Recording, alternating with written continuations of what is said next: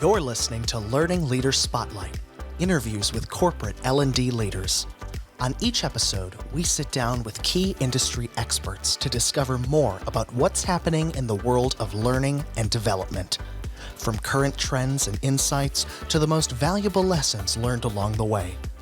Join us for a fresh perspective on all things training and the best direction forward. So welcome everyone to the Learning Leader Spotlight, where we interview the learning leaders of tomorrow to help the learning leaders of today. So I'm your guest host, Lori Fancher. I'm a relationship manager at Training Pros, and Training Pros is an L&D contract staffing company. We like to say, when you have more projects than people, let us help you find the best candidate for your project with ease and confidence. So today I have Chantelle Nash with me. Welcome, Chantelle. Hi, Lori. Thank you. We met quite a while ago at the Brandon Hall Group Awards conference, and you were winning some awards then, weren't you? Yes, I was. So thank you so much for participating today as our guest on this podcast. So Chantelle Nash actually has 15 years experience in L&D. She's worked with big corporate companies in the oil and gas industry. She's led the Leadership Development Institute and had emphasis on the digital experience platforms and learning experience platforms within those companies, and really has been a leader in the global learning space. So thank you again for attending today, Chantelle. Yeah, of course. Thanks for the invite. I'm happy to be here. So let's jump right in to some of the questions we have for you today. So can you share with the audience a 60-second overview of what you do? Sure. So I currently work for BAE Systems, Inc. We are one of the largest U.S. aerospace and defense contractors. And I lead functional training and enablement for the electronic systems sector. So I partner very closely with our functional training leads, which are folks in engineering, operations, things like that, quality. And we're really trying to optimize frontline training. And we're obviously very heavily regulated. So processes, procedures, and operational excellence is kind of my jam right now. And then I also am helping influence and partner with our headquarters on some of the learning technology pieces as well. Awesome. So you're a busy girl. Yes, I am busy. What about L&D first attracted you to this field, Chantelle? That's a really interesting question. So I initially started my working life working at a veterinary clinic, and that was a very passionate area for me. I love animals, and just kind of seeing where there could have been processes or procedures that could have done better or helped us take better care of the animals. It led me down this path of wanting to problem solve for that type of stuff. And at first I thought it was communications. I do have an undergrad degree in communications, and I thought that was going to solve all the problems. People just need to communicate better. And while that's still true, I take a very multidisciplinary approach these days, which you'll probably hear me talk more about. But I also kind of realized that, people don't know what they don't know, and how are people getting the information they need to do their jobs well and stuff like that. So that's what kind of started my path into learning and development and just implementing things here and there to help people do their jobs better. Awesome. What are the most impactful changes that you've seen? You've been in the field for 15 years. What are the most impactful changes you've seen just in the last few? Yeah, I think not surprisingly, AI is really the top of the list for me there. And to be honest, we still don't use it a lot. Of course, being in our industry, there are a lot of regulations around use of AI. But even in some of my past roles, it's definitely something that people aren't super comfortable with. But we do actually have tools now, not specific to learning, but in our organization that have helped with learning.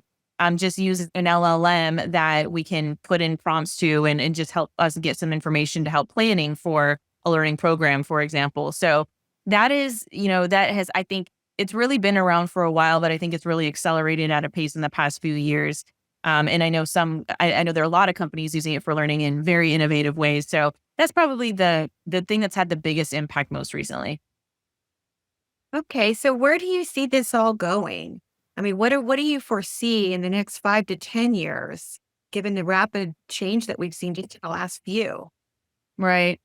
I don't think it'll be so much related to technology, surprisingly. I actually think from a learning standpoint that the way that we think of learning inside organizations is having a shift. At least I like to think it's having a shift to where learning isn't always necessary to be called learning. People are busy, especially in the industry I'm in now. There's very tactical things people need to be doing and that we want to focus on for business reasons, and we need them to have information to do their jobs. But we also need to make sure that that stuff is something that doesn't take all of their time or that they can get just in time. And when we think about how to do those things, again, I'll bring up the multidisciplinary stuff. I think there is a very strong overlap in learning and marketing. And how do we influence people and get them information that they need, or point them to things without saying, hey, here's a training course or here's a program or, really this event based content that they get, whether it's literally an event that they're signing up to do facilitated or even on demand, right? It's still something that it feels like people have to set aside time to do. And I know microlearning has been around for a long time as well, but I still think the way that it's positioned and the way that learning organizations even structure and insert themselves into the business, I think is something that I'm at least pushing to kind of evolve as how we show up in our organization. Right. Wow. And the microlearning too, I have seen a really big, continued effort with among the folks that I talk to around the microlearning and the need for it, even in different modalities and more mobile learning Yeah, ways. totally agree. Yeah, like podcasts and things like that. How do we integrate some of that we might not normally think of as, a traditional learning resource? Yeah. Yeah. And podcasts too. Right. Mhm. It's just cool to see where all this is going to go in the next few years for sure. So if you had unlimited budget, unlimited support, and you could do anything that you wanted to do, what would that look like? Well, I don't think I could honestly answer this question without saying something about technology.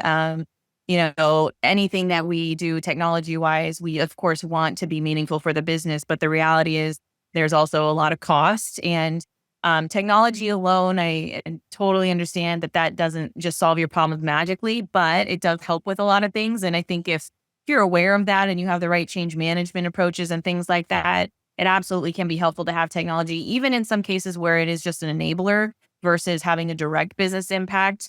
I'm a big proponent of ROE, which is return on experience, or ROE squared, which is return on experience and engagement.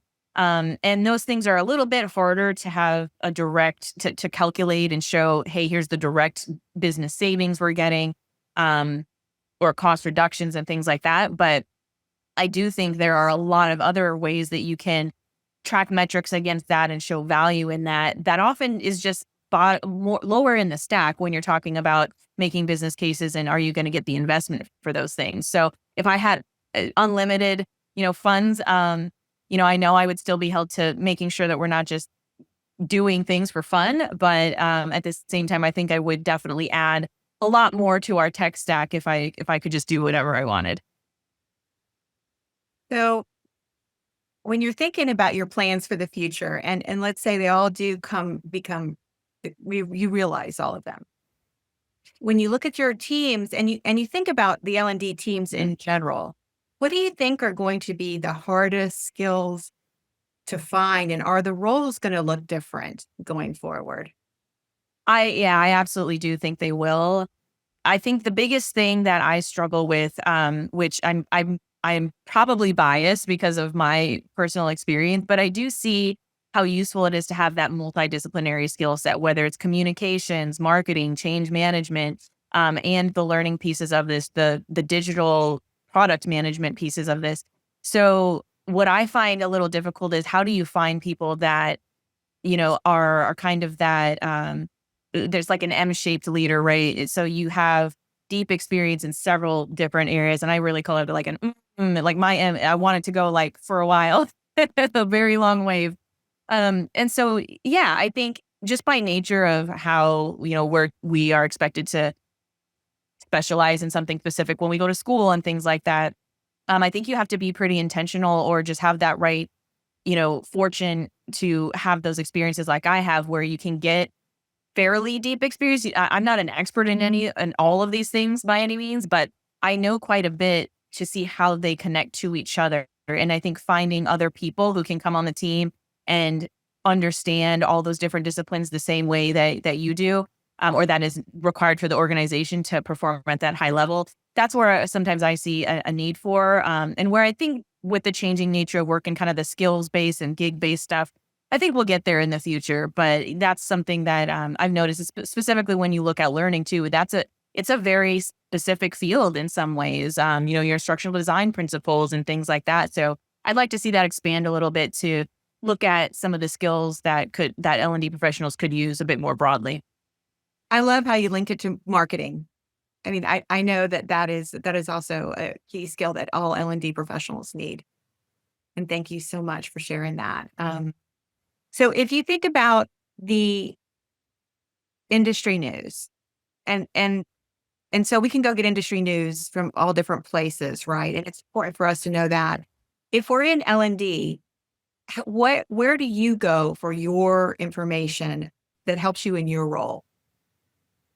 Yeah, I think it depends, right? It depends on what I'm trying to do. I will say, of course, I will look at research, all of the heavy hitters that do. We talked about Brandon Hall earlier, right? Like that's, you have a lot of your best in industry organizations that are both contributing to their types of research and things like that. And other organizations like them, you've got the Josh Bursons of the world and things like that.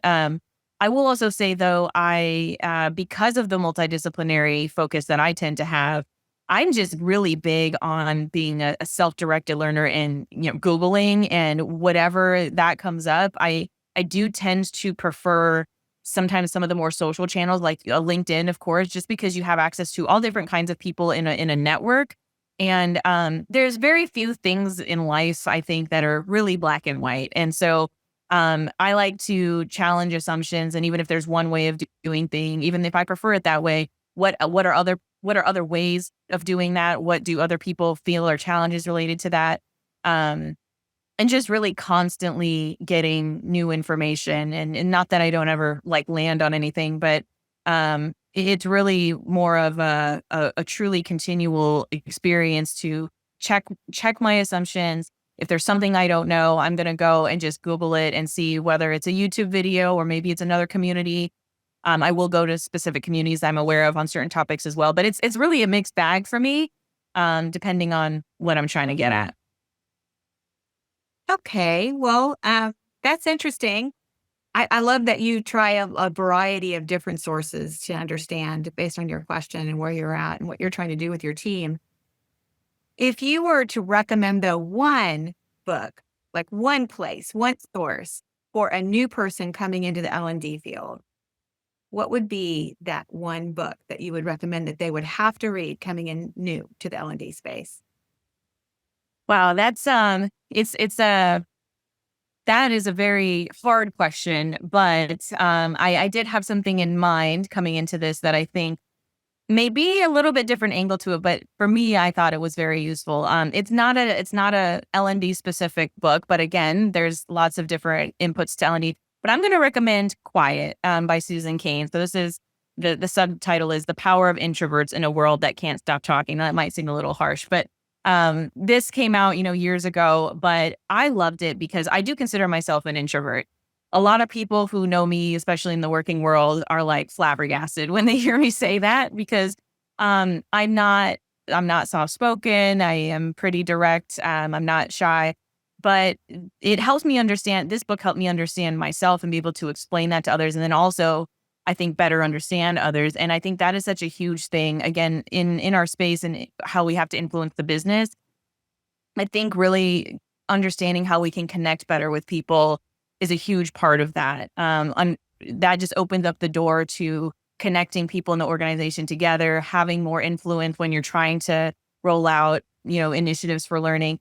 So this book just helped me really truly understand that, kind of break out of the stereotypes and the cliches when we talk about introverts or extroverts, right? And I just thought that that was really useful. So this is one of my favorite books ever. In fact, I have to say my dog chewed it up. I had a copy of this before that my dog chewed up. And since I love this book so much, I had told it in passing to my manager. And then I was able to get a signed copy replacement from Susan Cain, the author. So again, this it's hit very home for me personally. There's a million books I'm sure a lot of people would recommend, but that's kind of my unique take on that. That's really cool. I love it. I'm going to have to check that out. Yeah, Awesome.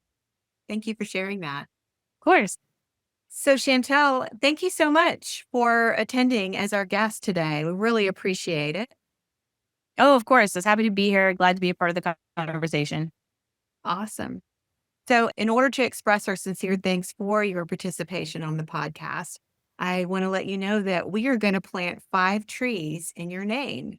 Oh, wow. I love that. Thank you so much. Yeah, we are a company focused on reforestation efforts, and we do this every time we want to express our sincere thanks to folks that help us out, that participate in these podcasts.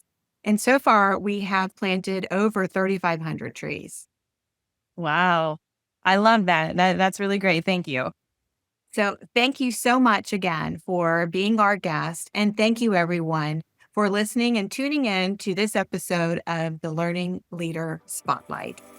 This episode is brought to you by Training Pros, the award-winning contract staffing agency that works exclusively with learning and development professionals to match the right consultants to client projects. If you're in corporate L&D and have more projects than people, let the industry practitioners at Training Pros provide you with the right L&D consultant to start your project with confidence. Find out how we make finding quality consultants easy by scheduling a consultation at www.trainingpros.com.